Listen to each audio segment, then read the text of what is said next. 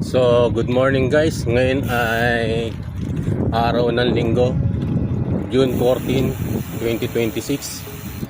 At pauwi na tayo galing sa panggabing trabaho. At nakaisang linggo na naman tayo na pagtatrabaho. So, pahinga natin ngayon. So, dito pa rin tayo dumaan sa Manila Memorial Park. So, araw din ito ng ating pagsamba sa ating Panginoon Diyos. Kaya dadalo ako mamaya alas 10 ng umaga sa aking lokal na kinatatalaan, lokal ng Santo Niño, distrito ng Bulacan. Wala pang ganong nagja-jogging dahil ang oras ng pagpapasok dito ay alas 6 ng umaga. Ayan, kaya kita nyo naman na wala pa na mga nagja-jogging, papunta pa lang. Ayan. So ayan, dito tayo, ikot tayo. So napakaganda rito sa lugar na ito ng Memorial Park. Pagka gusto mo ng tahimik at payapa na lugar, at gusto mong makapag-jogging, makalanghap ng sariwang hangin, lalo na't umulan kagabi, ay napakaganda rito pumunta. Kaya kita nyo naman, medyo basa pa ang karsada. Tapos makita mo mga nagtataas ang mga puno. Kaya katabi niyan yung NLEX na yan. So yan. Tapos yung pinaka pinakabantayog ng Manila Memorial Park. So ikot lang tayo ng ilang beses, samantalahin natin na walang gaano pang mga nagja-jogging para malaya tayong makapag-bike at makapag-vlog din. Ayun. Tungkol sa mga nangyayari, issue sa ating lipunan, sa ating bansa. Ikot lang tayo mga kaibigan.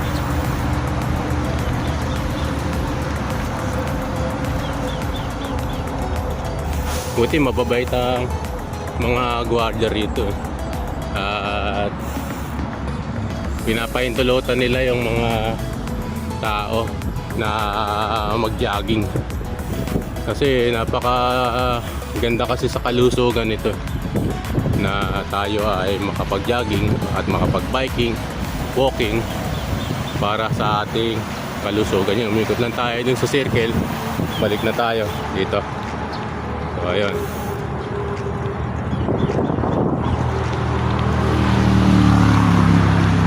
So napakaganda ng lugar na to. Kaya pagka may oras kayo ay lalo na yung mga malalapit lang dito sa Plaridel ay pasyalan nyo na to. Mag-jogging kayo. Yan. Sama nyo yung pamilya nyo. Yan. Sumisikat na si Haring Araw. So meron tayong isang topic na pag-uusapan ngayon at ito ay totoong nakaka-alarma. Nakakalungkot lang pero ganun talaga eh. Dinawit pa nila ang kaisahan ng Iglesia ni Cristo. So simulan natin. Merong isang doktor na social anthropologist na tawagin natin sa pangalang Lola Megay. Megay ba yun? Megay. Ayun. Na nagsasabi na meron siyang paratang sa Iglesia ni Cristo. Ang paratang niya sa Iglesia ni Cristo ay dahil sa nakikita naman niya kapag nagkakaroon ng kaisahan, lalo na yung mga nakaraang pagrarally ng Iglesia, mapayapang pag-rally. Yeah. Binibigyan ko ng diin, mapayapang pagrarally para maipanawagan sa ating gobyerno ang problema ng ating bansa. Ay binigyan niya ng maling pakahulugan. Sapagkat itong doktora na to, si Lola Megay, Megay ba talaga? Lola Mel ba pala yun? Kita mo, kaya yung mga pangalan mo, di ko hindi ko ma-memorize eh. Kasi walang kakwenta-kwenta yung pangalan na yun. Itong si Lola Melba ay nagparatang sa Iglesia ni Cristo na isa sa mga sangkot sa isasagawang destabilisasyon ukol sa ating gobyerno. Ibig sabihin, yung destabilisasyon ay upang pabagsakin ang ating gobyerno.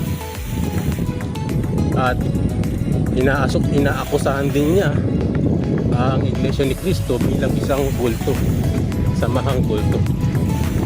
Yan. Yung kanyang sinabi ay isang malinaw na paratang at panlilin lang. At yun daw destabilisasyon ay alam na ng Kongreso. So kung meron kayong ebidensya, Doktora Melba, ukol sa destabilization plot na isinangkot mo pa ang Iglesia ni Cristo, pag wala kayong napatunayan o ebidensyang naipakita, ay isang napakalaking skandalo na dapat ay maaksyonan. Sigurado pasok ka sa cyber libel niyan, paninirang puri. Kaya mag-isip-isip ka, Lola, pero nasabi mo na eh. Sinama mo pa si Father Robert Reyes na kumuwari, kala mo naman marunong sa mga ganitong issue. Sarili nga niya, hindi niya magawang ayusin yung pa kayang mag-organisa para magkaisa. Sa totoo, ang Iglesia ni Cristo ay kilala sa unity vote o black voting kung tawagin nila. Pero sa amin unity vote yan. At ang aming pagboto ay hindi ayon sa pasya ng aming leader, kundi ayon sa sinasabi ng banal na kasulatan na tayo ay magkaisa. Napakabuti at napaka ayos sa magkakapatid ika na pagsitahang magkakasama sa pagkakaisa. Diyan namin binabase ang aming kaisahan sa iglesia at ginagawa namin ito ng may kaayusan at mayroong karapatan. Kaya kung bumoboto man kami, mga kahan sa Iglesia ni Cristo, ito ay hindi pakialam sa politika. Karapatan naman namin bumoto, di ba mga kaibigan, mga kababayan. Pero kailanman hindi kami sinabihan ng aming leader na ito ang iboto mo, ito ang iboto mo. Kumbaga, ayon sa pananampalataya, kaya namin nagagawa ang pagboto ng may kaisahan. Kaya dyan nagkakandara pa ang mga politiko pagdarating o sasapit ang eleksyon. Kung paano manipulod ang mga politiko na yan, makuha lang ang suporta ng Iglesia ni Cristo. So sinasabi ko, ang Iglesia ni Cristo ay hindi organisasyong pampolitika. Binibigay lamang namin ang aming boto sapagkat ito ay naaayon sa saligang batas na kailangan bumoto. Ang kaibahan lang namin sa ibang relihiyon, kami ay nagkakaisa sa pagboto. Kaya, dahil hindi ninyo magawa yung magkaisa, kaya inaatake ninyo ang pagkakaisa ng Iglesia ni Cristo. Sa alinmang larangan, hindi niyo matatawaran ang pagkakaisa ng Iglesia ni Cristo. Hindi lamang sa pagboto. Nagkakaisa rin kami sa pagtulong sa mga kalamidad, sa mga nasalanta ng mga kalamidad. Nagkakaisa kami ukol sa kapayapaan ng ating bansa. Kaya kayong mga nagsasabi na kulto ang Iglesia ni Cristo, ito pa isang walang point nila, ay baka kayo ang kulto. Bakit? Sapagkat sinusunod ninyo ang mga leader ninyo na gumagawa ng masama. Sinusuportahan nyo yung mga leader na bumabaloktot sa katwiran at sa tarungan.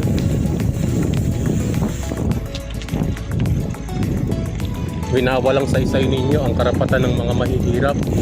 At higit sa lahat, ninanakawan ang kanilang karapatan. Ninanakaw ang kanilang pag-asa. Ninanakaw ang kanilang kinabukasan.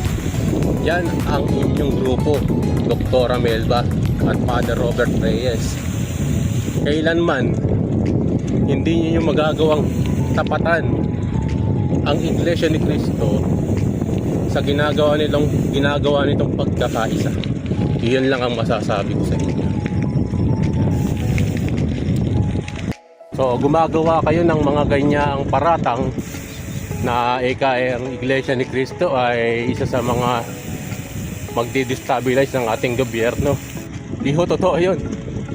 Gumagawa na naman kayo ng scapegoat para mailihis ang atensyon ng publiko ukol sa flood control na kinurakot ng mga binunong tiwali at korap. Na yan ay ayaw nilang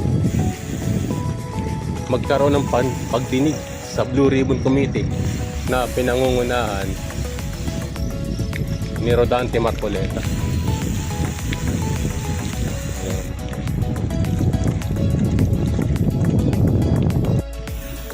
Kailanman at nagkakaroon ng kaisaan ng Iglesia ni Cristo, nagkaroon ng dalawang malalaking pagkilos. Yung una, yung January 13, 2025, ang National Rally for Peace ay naging matiwasay at mapayapa. Ang isinagawang sama-samang pagtitipon, hindi lamang ng mga kahalip sa Iglesia ni Cristo, kundi ng iba't ibang mga samahang pangrelihiyon na nagnanais ng kapayapaan. Pangalawa, ang transparency and accountability noong November 16 to 18. Ganon din, naging mapayapa din ang kaisahang ito. Ang aming isinagawang malawakan at mapayapang pagrarally. Sapagkat ito ay coordinate sa national, local na pamahalaan. Humihingi kami ng permiso para maisagawa ito. Kaya papaano namin masasabi na papaano ninyo masasabi na ang Iglesia ni Cristo ay isa sa mga gagawa ng destabilisasyon o pagpapabagsak sa gobyerno? Walang katotohanan yan. Kaya Dr. Melba, ihanda mo ang iyong sarili. Bakit? Sapagkat sigurado marami kang kakaharaping mga kaso. Ayun. Ang sinabi mo, Dr. Melba, maging ng mga kasama mo dyan sa Kingdom Keepers daw ni Padre Damaso na takbo ng takbo nang wala namang direksyon, ay sigurado kakasuhan kayo dyan pagka wala kayong nailabas na mga ebidensya, maging ang mga kongresista na sumasaw-saw ukol sa issue na ito. Sa totoo lang, nakakaawa ka, Dr. Melba. Napakatalino mo, pero ang talino mo ay ginamit mo so wala kang kakwenta-kwentang bagay. Bagamat matagal ka na talagang kritiko ng Iglesia ni Cristo ukol sa black voting, dahil hindi ninyo magawa ang pagkakaisa, namamangha ka kasi, na-amaze ka kapag ka nagkaroon ng eleksyon, ay talagang makikita mo halos lumuwa ang iyong mata. Yun ang sasabi ko lang, na hindi nyo magagawa kailanman, kahit na sabihin ninyo na magkakaroon kayo ng kilusan, hanggang dyan lang, pero wala. kilusan na papunta sa Taguluhan. O yun, ito na yung marami na nagja-jogging. Kanina wala eh. Ngayon naglalabasan na sila. Parang mga zombie, no? Mga naglalabasan na. Ayan.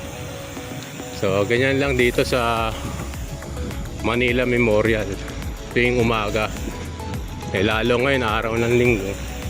So marami pa rin ang mga nagja-jogging. So mga kaibigan at mga kababayan, huwag kayong maniniwala sa mga nababasa nyo, napapanood sa social media.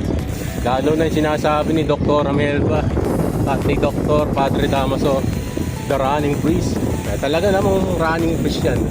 Tatakbo yan para pagtakpan ang katotohanan. Ayan. So, ikot lang tayo. Ang ganda.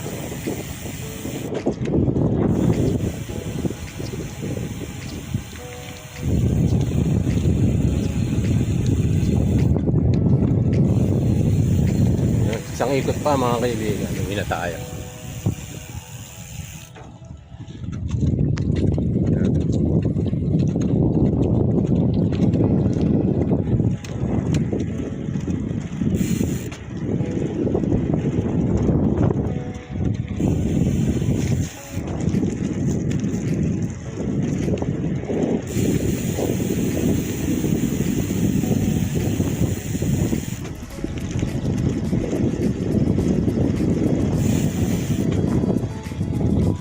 Sarap sa pakiramdam mga kaibigan. Malamig ang simoy ng hangin kasi nga ulan kagabi. Kaya medyo moist ang ating kapaligiran. So ayan, pauwi na tayo mga kaibigan. At araw ng linggo ngayon at pahinga, pagsamba sa Diyos.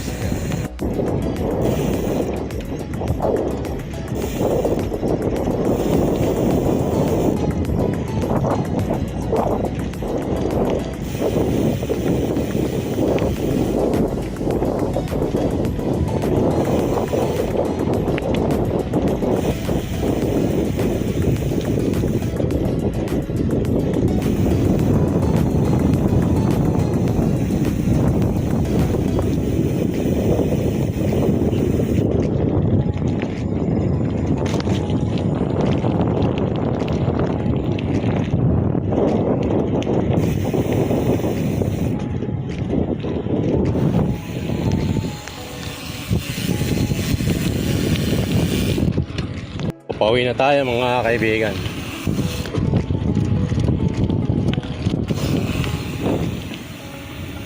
So kakaliwa na tayo dito. At nandiyan yung main gate.